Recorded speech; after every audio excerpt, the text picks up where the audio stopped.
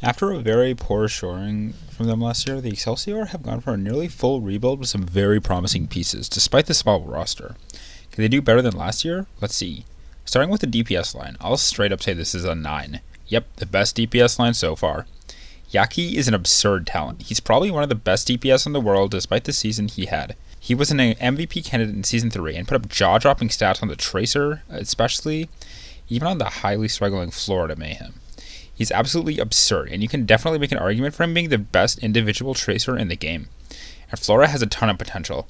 I think he's a bit overrated by many. I don't think he's super top tier or anything, but he's very, very good. And now that he has an actual DPS partner to play alongside, I think he can become legitimately Kai on Sisu tier.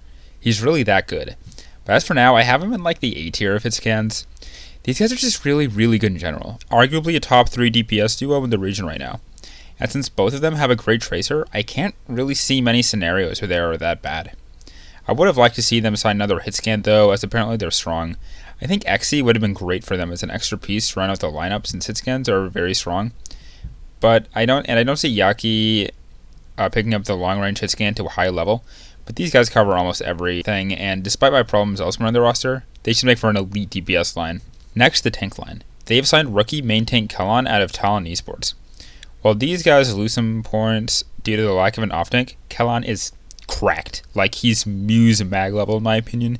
He's definitely at the top of NA and is flexible enough to play the off tanks in my opinion. I don't think he has any glaring weaknesses in his hero pool unlike other main tanks. He's insanely good. He's definitely top tier. But again, we have to take into account the fact that he isn't well versed on the off tank heroes, but seeing as Doomfist and Hammond are seemingly strong in scrims, it's safe to say that Kellan is going to be cracked. I would like to see them sign Gargoyle or some other off-tank to prepare for certain metas or balance changes, though. Overwatch 2 was just such a random game, and we don't really know what to expect. So I'll give Kellan a 7. He's definitely top tier in his own right, but the tank line is inflexible for my liking.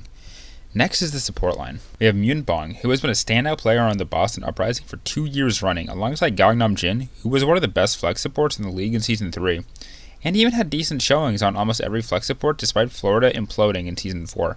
Now this is kind of the only part of the team I actively dislike. Not that these are bad players. Gangnam Jin I consider top tier despite the mayhems last season. I think that with a better team around him he can really pop off, so long as New York doesn't implode. Myunbong wasn't as good last year as he was in Season 3, but I think he's a solid flex support with a top tier Ana especially. But frankly, I'm not a fan of the backline. Despite the rumors, it seems like double flex support and flex support in general is not in a great place. And it seems like the Excelsior have zero intention of picking up a new main support anytime soon. And it seems like Lucio and Mercy are very strong in the beta right now. On top of that, unlike Violet and Lastro and the Shotgun Outlaws respectively, neither Gangnam Jin or Myunbong has shown any playtime on Brig. I'm not saying they'll be bad, but it's very concerning. And frankly, I don't know that this backline stands up to others in the league really, even on the double flex. I take Lastro Iris, Violet Finn, and Shu Skewed over them any day. And it might be a hot take, but I think Vigilante Krillin and Crimzo MCD could rival them. I'm going to have to give these guys like a 5. Inflexible and frankly Myunbong is a bit underwhelming. Gangnam Jin should pound though, he's really good. Next is the coaching staff. We have Kuki from the Florida Mayhem, as well as Undyne and Unknown returning from last year. This is a pretty good coaching staff, all things considered, but there are a few questions. This might be a hot take, but Kuki is a mixed bag. He was a fantastic coach in Season 3 and led the Mayhem to being one of the better teams that year, but last year was a disaster for Florida. It's hard to know what happened that year, if it was truly his fault or not, or if it was external factors, but it's undeniable that more or less the same team that came in 6th in 2020 slowly deteriorated into not even making play-ins over the course of 2021.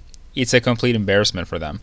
I hope Kuki can make a comeback, and I still think he's a solid coach, but I can see why one would be skeptical of him. He just didn't do enough to prevent the Mayhem implosion from happening. Undyne and Unknown are great though. Unknown has gotten a lot of praise for its player management, and Undyne came in partway through the season alongside Kalios, and the team immediately began to look better after those two came in. I'll give this lineup a 7 out of 10. Even though I have some questions about Kuki, he should still be solid, and I rate Undyne very highly. Overall, this is a good team on paper, but I can't help but feel there are issues. I know they have an unannounced player, but Yiska has said that it was more of an oh shit signing, and that they have zero intention of using this player outside of simply having them there as a requirement. And we should think of this as a 5-man roster. And frankly, I'm pretty worried. There are definitely metas where this team could do well. In dive metas with Yaki on the Tracer, Flora on the Ashe, or Flora on the Tracer, Yaki on the Genji, Kellan on the Doom or Hammond, and a Bap on a backline, and these guys are top 5 NA, like easily, maybe even top 3. But I see them getting an unfavorable meta for like a stage, or even several stages, and they just can't do anything against the top teams in the lead. These guys are maybe the most inflexible roster in the league, and I just don't really like it, though I have to be somewhat high on them. I mean, come on. I'm not a big fan of the backline, but Yaki, Flora, Kellan is just an absurd frontline. I think these two could honestly just 2v5 a lot of the teams below them in most metas, but I'm not a huge fan of this team still.